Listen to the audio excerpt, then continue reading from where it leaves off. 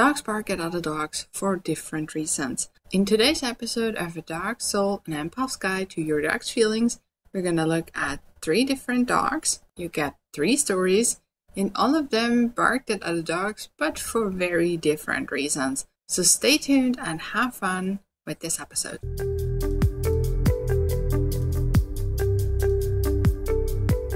Alright, so we already have 2 reasons in dog number 1, and that was Timmy. Timmy was a 10-month-old Jack Russell, or he is actually. He is in full-blown puberty, so he shows selective hearing, he's sniffing very intensely, and not for game, but for other dogs, especially the females. He is licking their urine and chattering his teeth, right? That's when they try to get the pee to their Jacobson's organ in their mouth so they can smell it even more. And he is very friendly with girl dogs, but a little poser. So his tail is high, his ears are high, his head is high, he's dancing around them, right? And he does not listen at all if the females in his area are in heat. So he is in full-blown puberty. And he barks at every other male dog and sometimes at females. But the difference between the two is that the male dogs, he wants to tell, hey, go away or prepare to be challenged. And he already tried to nip at a very polite male who walked with them and who ignored him. So it is a very polite thing for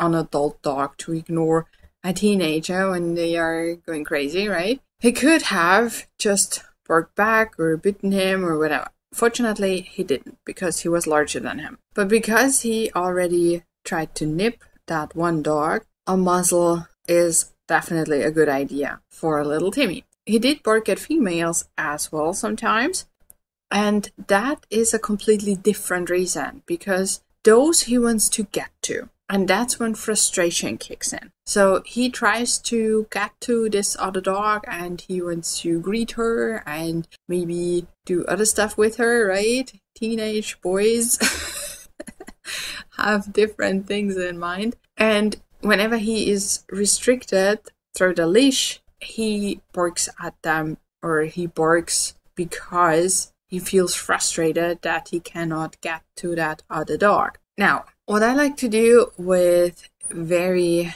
excited, very over-the-top teenage dogs, no matter which sex, is to reduce stress. And that's the right thing for Timmy as well.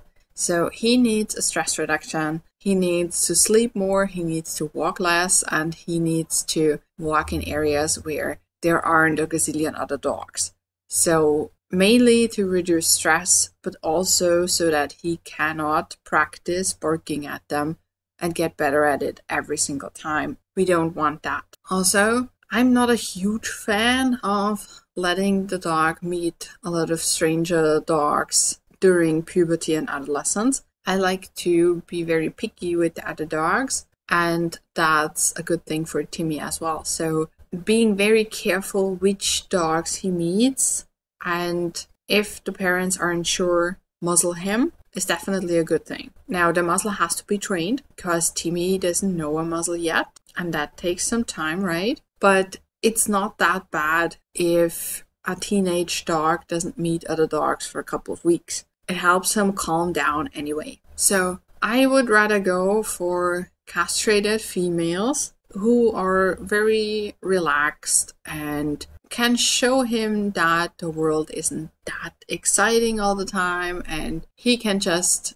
experience other dogs without going crazy. That's the dogs I would go for. Sometimes that's a little tricky to find, but local Facebook groups are often a good choice, and maybe some friends and family if we are lucky enough to have those dogs in our inner circle. I definitely haven't. And a lot of my clients don't have them either. But if you have such dogs, awesome. If not, you can talk to people up front and just chat about how the dogs react to other dogs and how they react to getting barked at and all those things.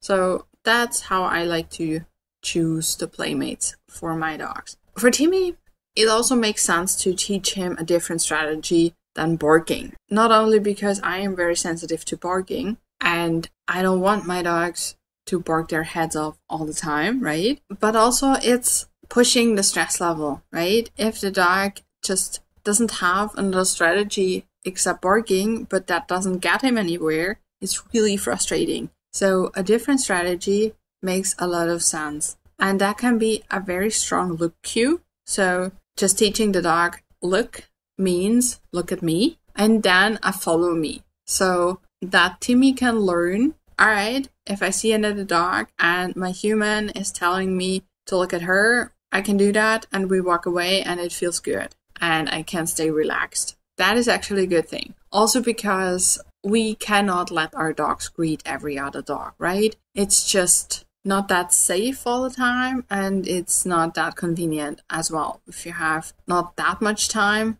and you need to get from A to B quicker, or if your dog is ill, or if the other dog is ill, or whatever, for whatever reason, we cannot let our dogs run to every other dog. Never do that. And that makes life a lot easier for Timmy. Now, Julia is a completely different story. Julia is 9 years old. She's a Sheltie mix. She barks at all dogs who are bigger than her and small ones whenever they bark first. She has some doggy friends, all smaller than her, and she really likes them. So she's not per se against every other dog, but she barks at a lot of them. She lives close to a city, so it's a lot of green and there are a lot of other dogs, so this happens often. In the beginning, she tried to run away, and she would still do that whenever she is off leash. So dog parks or off leash areas or trails or hikes or whatever, she would run away. She only barks on leash and behind fences. So if somebody walks past their yard, she barks as well. She was born in a puppy mill and rescued after having served as a birthing machine for 3 years, which is a very, very traumatic experience. We can only imagine how that would feel. Definitely not a good idea, and she definitely did not have any socialization there. That's not what they do in there. And on top of that, she was attacked by a Labrador, and she was chased twice by an Airedale Terrier and a Husky. She screamed in fear. She tried to get away, but they chased her into some bushes in a dog park area thingy. So she just screamed until the people got their dogs. That happened twice, and that was another traumatic experience with a bigger dog. So for her, it's definitely fear. She is barking out of fear. She's afraid of these dogs. Now, fear generalizes very quickly. So dogs very quickly jump from, oh, this one dog is dangerous, to every dog is dangerous, and this area where it happened is dangerous as well. So it was not only that she started barking at other dogs, she also would not enter fenced-in areas. That's what dog parks can do. So if you have a dog and you want to socialize your dog, use your connections with other doggy parents and meet for walks. Do not use dog parks. And yes, there are some good ones, I'm sure, but I would never again take that gamble because it happened to my dog as well, and it's really heartbreaking to see and it's difficult to repair. So yeah. All right. So for her parents had to start working with her on the fenced-in areas because her parents had actually a garden a little bit away from their house and it was fenced in, and she did not want to enter that, but they wanted to take her with them to their parents, and that's why they had to work on that again. And for that, empty dog parks or sniff spots, things like that, are really great. For the other dogs, she needs to learn to trust them again. So we again need carefully selected dogs. They have to be very ignorant, they have to be very friendly, and they have to be sensitive so that they can turn away whenever she shows signs of discomfort or fear. And yes, there are these dogs out there. They are really amazing. And since she already has some doggy friends, it wouldn't even be necessary that she has close contact with these dogs.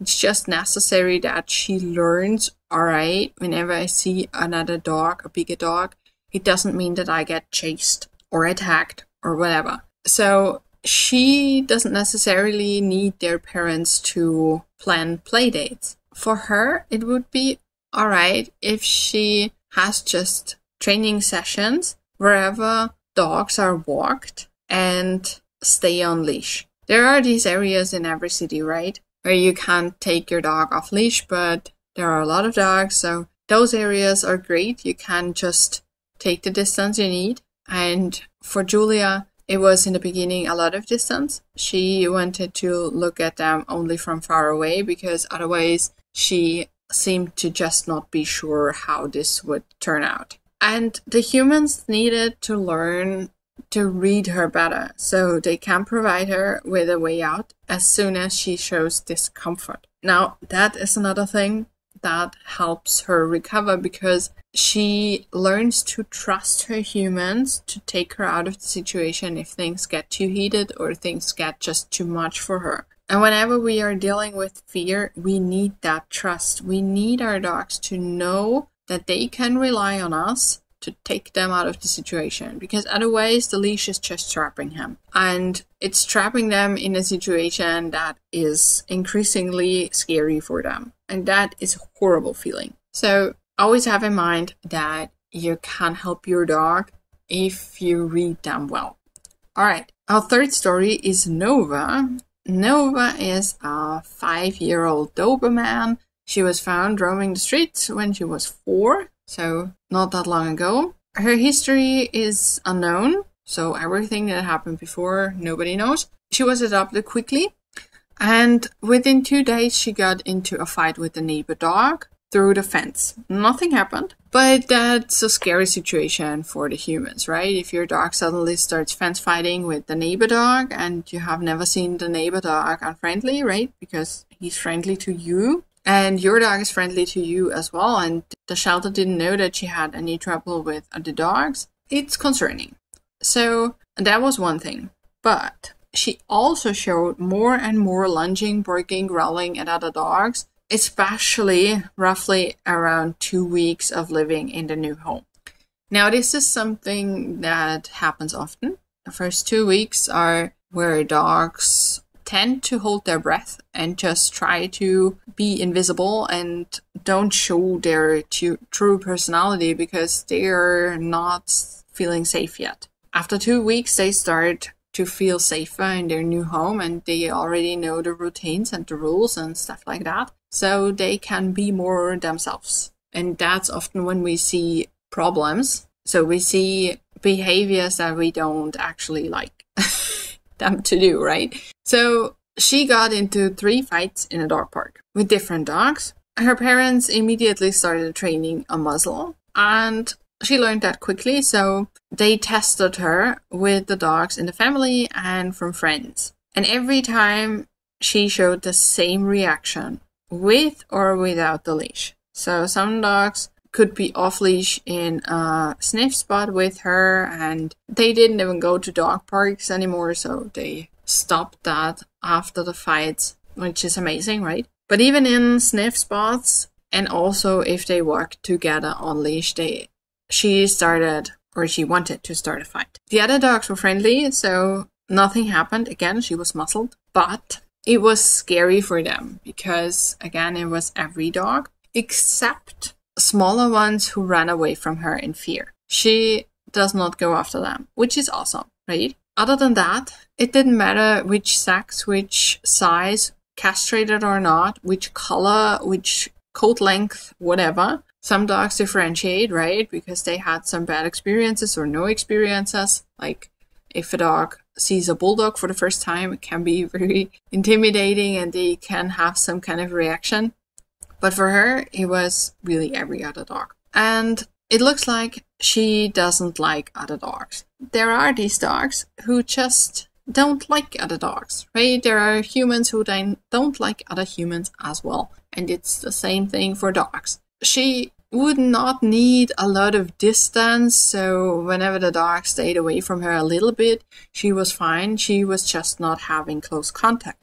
And in my opinion, this is something that doesn't need a lot of training with the other dog. It needs a strategy for her so that she can do something else whenever a dog did come close. And also what we realized whenever another human came closer to her human, that she showed some subtle signs of guarding, and it would be possible that she was guarding her human from other dogs as well. It was not that clear because she did not only attack when another dog was close to her human, she also attacked when they got close to her, but it might be another reason for her. Now, how does this happen? We don't really know. There are dogs who just don't like other dogs. And sometimes it's due to trauma because there was a bite incident or whatever, and it started with fear and then it developed into aggression. But sometimes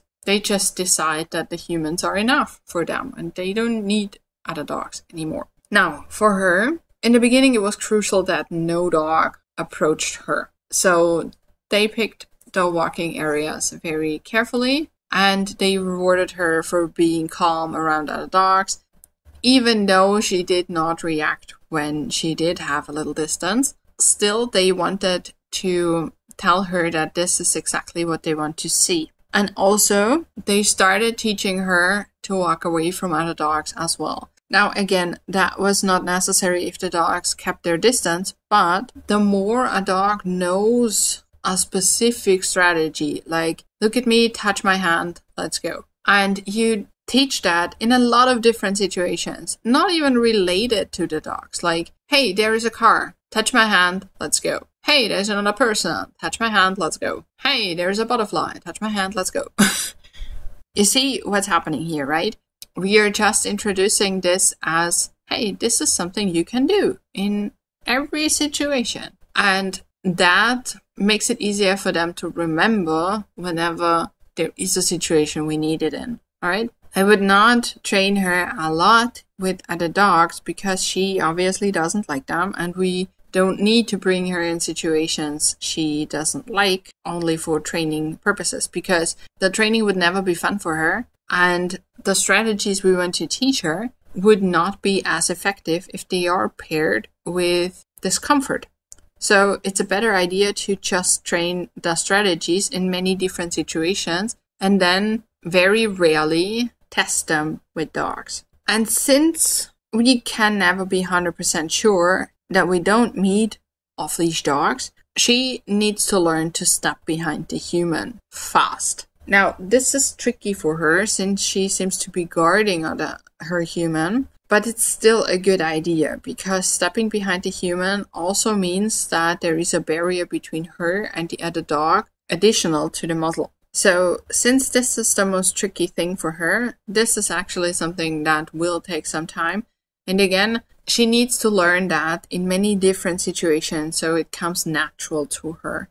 And not necessarily with other dogs as sparring buddies, but also with humans. So she just learns that whenever somebody is approaching mom, step behind her. That counteracts the guarding as well, but it needs to be really highly rewarded. And mom needs to be careful not to exhaust that whole thing. So she needs to have a close eye on her dog, and whenever Nova gets to a point where she won't be able to stay in that position any longer, they need to walk away. Now, Nova's case is actually something that happens rarely in my experience. The first two are more common. So frustration, fear, and the puberty challenging thing are actually happening more often in my practice. So to find out which training is the right thing for your dog, have a look at what your dog's actually doing. What is your dog trying to tell the other dog and why? So is your dog afraid? And sometimes that's not that easy to see, because if the dogs practice barking for a longer period of time, they get more secure in their barking. So they know it works and it looks like they are all forward, right? Their bodies are forward, the ears are forward, the eyes are hard. So it looks offensive, but it isn't. And sometimes we see a little bit of the fear shining through, like if the dog's head is forward, but the body is backward, or the whole dog is forward, but as soon as the other dog looks at your dog's jumping away. Things like that. Not getting closer, even though the leash is loose. Things like that. That can mean that your dog's afraid. If you have a dog in puberty, the most likely thing is frustration. Frustration or the whole hormone challenging thingy. And in puberty, I would just take it easy for you and your dog, because we don't have to go crazy during puberty. It's a time when our dogs don't learn as well, and we can just accept that, reward very highly for the things we do need, and avoid everything we don't necessarily need. And with that, I wish you a lot of fun training. Tell me in the comments what your dog's motivation is, and we'll see each other next time. Bye.